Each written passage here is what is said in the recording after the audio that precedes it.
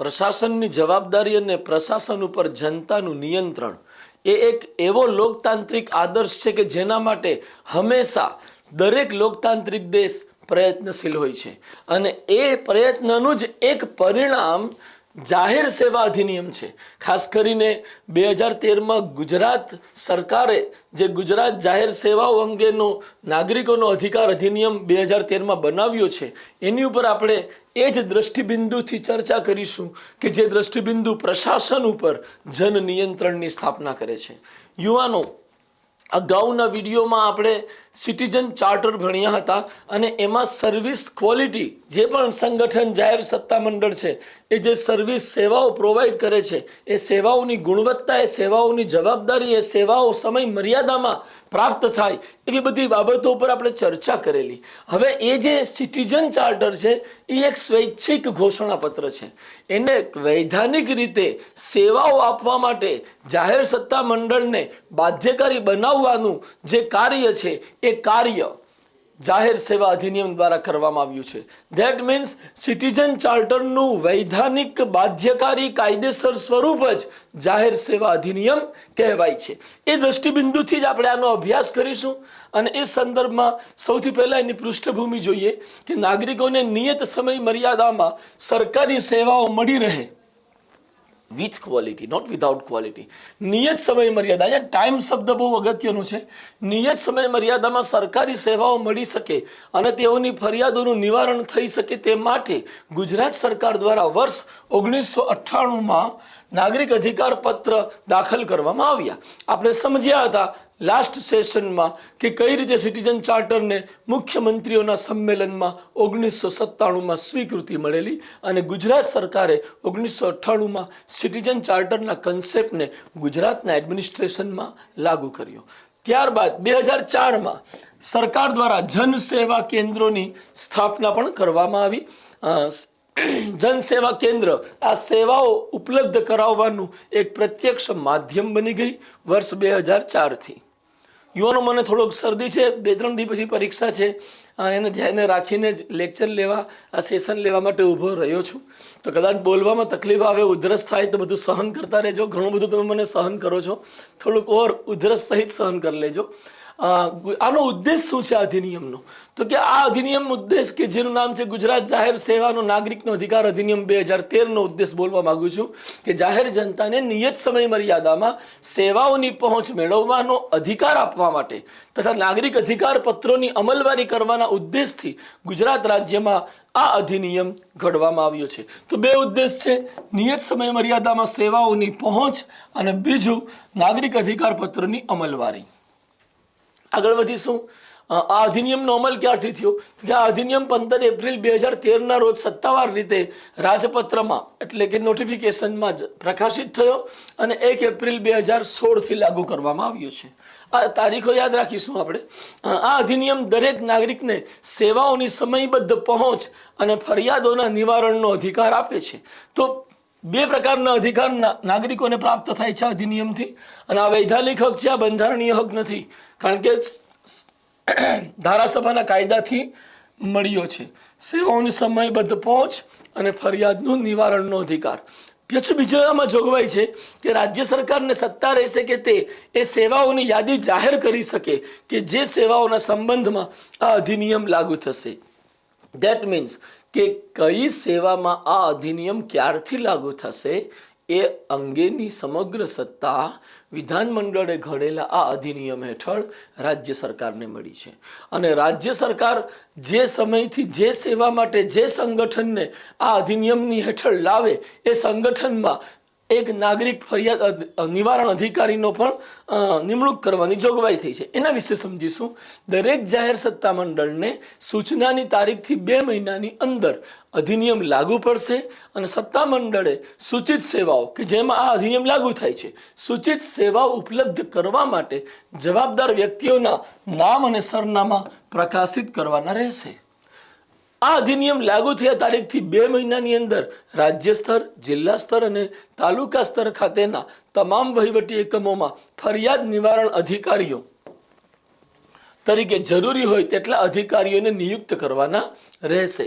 તો પહેલી વાત એ બતાવે છે કે જે વ્યક્તિ કે જે કર્મચારી કે અધિકારી, ચાહે તલાટી છે, નાયબ મામલતદાર છે કે કલેક્ટર છે, જે જવાબદાર અધિકારી સેવાઓને નિયત સમયમાં પહોંચાડવા માટે બંધાયેલો છે, જવાબદાર છે, એના નામ સરનામા પ્રકાશિત કરવાના રહેશે. બીજી વાત કે 2 મહિનાની અંદર જ એ દરેક આવા જાહેર સત્તા મંડળે એક એવા અધિકારીની નિમણૂક કરવાની રહેશે કે જે આ સંબંધમાં સેવાઓ સમયસર મળી નથી રહી એ આધારે ફરિયાદ કરી શકે. તો ફરિયાદ નિવારણ અધિકારીની નિમણૂક કરવાની પણ જોગવાઈ દરેક જાહેર સત્તા મંડળ માટે આ અધિનિયમમાં કરવામાં આવી છે. પછી છે ફરિયાદ મળ્યા પછી નિશ્ચિત સમય મર્યાદામાં ફરિયાદનું નિવારણ થાય તેની ખાતરી સુનિશ્ચિત કરવા માટે સંબંધિત ફરિયાદ નિવારણ અધિકારી જવાબદાર રહેશે. તો દરેક સંગઠનનો આવો ફરિયાદ નિવારણ અધિકારી જોશે કે ભાઈ સમય મર્યાદામાં ફરિયાદનું નિવારણ થયું છે કે નથી થયું. નેક્સ્ટ, સંબંધિત ફરિયાદ નિવારણ અધિકારીના નિર્ણયથી નારાજ થયેલી કોઈ પણ વ્યક્તિ 30 દિવસની અંદર અપીલ કરી શકશે. આ અનુસંધાને નિયુક્ત અપીલ સત્તાધિકારી નિયત સમય મર્યાદામાં આવી અપીલનો નિકાલ કરશે. આ જોગવાઈ શું બતાવે છે? તો કે આ જોગવાઈ એ બતાવે છે કે કોઈ અધિકારીએ નિયત સમય મર્યાદામાં પોતાની સેવા જે આપવા માટે બંધાયેલ હતો એ અધિકારીએ સેવા આપી નથી. પરિણામે નાગરિક ફરિયાદ નિવારણ અધિકારી પાસે ફરિયાદ લઈને જાય છે.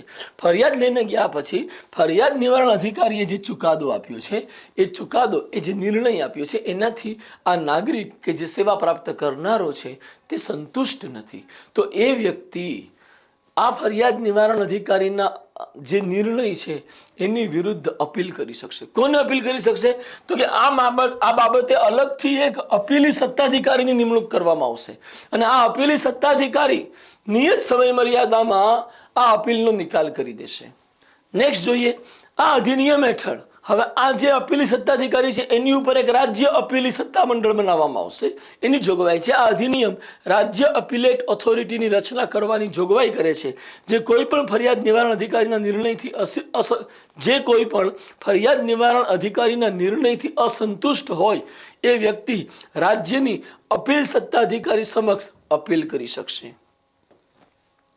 આ અધિનિયમ નિયુક્ત અપીલી સત્તાધિકારી અને રાજ્ય અપીલી સત્તાધિકારીને સેવાઓની પહોંચ માટે જવાબદાર અધિકારી અથવા ફરિયાદ નિવારણ અધિકારી સામે ફરિયાદીને વળતર સહિત અધિકારી ઉપર દંડ લાદવાની સત્તા આપે છે.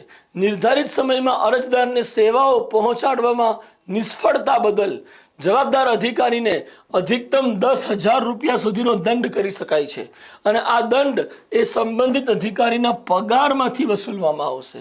તો અગર અધિકારીઓ કે કર્મચારીઓ મતલબ લોકસેવકો કામ નથી કરતા અને એના કામ ન કરવાના કારણે, ધેટ મીન્સ એની કોઈ બેદરકારીના કારણે, વિલંબના કારણે જો સમયસર ગુણવત્તાપૂર્ણ સેવા નાગરિકોને નથી મળતી તો એવી પરિસ્થિતિમાં એ અધિકારીની બેદરકારી બદલ એના પગારમાંથી રકમ કાપી અને ઓલા વ્યક્તિને વળતર પણ અપાશે અને આને પાસેથી દંડ પણ વસૂલવામાં આવશે. આ પ્રકારની કંઈક જોગવાઈ કરી નાગરિક ઘોષણાપત્રને વૈધાનિક સ્વરૂપ આપવાનો પ્રયત્ન ગુજરાત સરકારે કર્યો છે. પરંતુ હજી અત્યંત સીમિત સેવાઓ જ આ અધિનિયમના દાયરામાં લાવી છે, એટલે જાહેર જનતાને આનો કોઈ ખાસ લાભ મળતો નથી. બીજી વાત કે જાહેર સેવા અધિનિયમની અસર શું આવે છે? તો કે મધ્યપ્રદેશ રાજ્ય છે, અન્ય અનેક રાજ્યો છે કે જેમાં જાહેર સેવા અધિનિયમ લાગુ છે.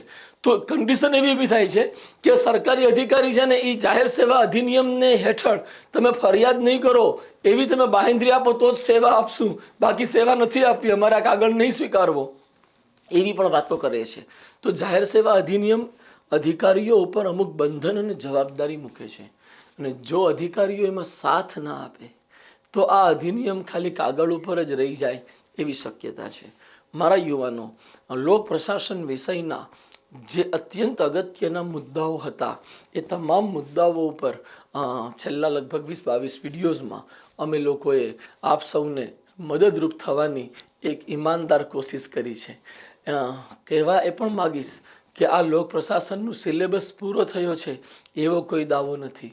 અગત્યના મુદ્દાઓ કે જેમાંથી વધુ ને વધુ પ્રશ્ન આવવાની શક્યતા અમને દેખાય છે એવા મુદ્દાઓને આપની સમક્ષ રજૂ કર્યા છીએ. સમગ્ર મુદ્દાઓ રજૂ કરી શકવાનો ન સમય અમારી પાસે છે અને ન એટલું બધું મહત્ત્વ લોક પ્રશાસન વિષયને ટીડીઓમાં આપવાની જરૂરિયાત છે.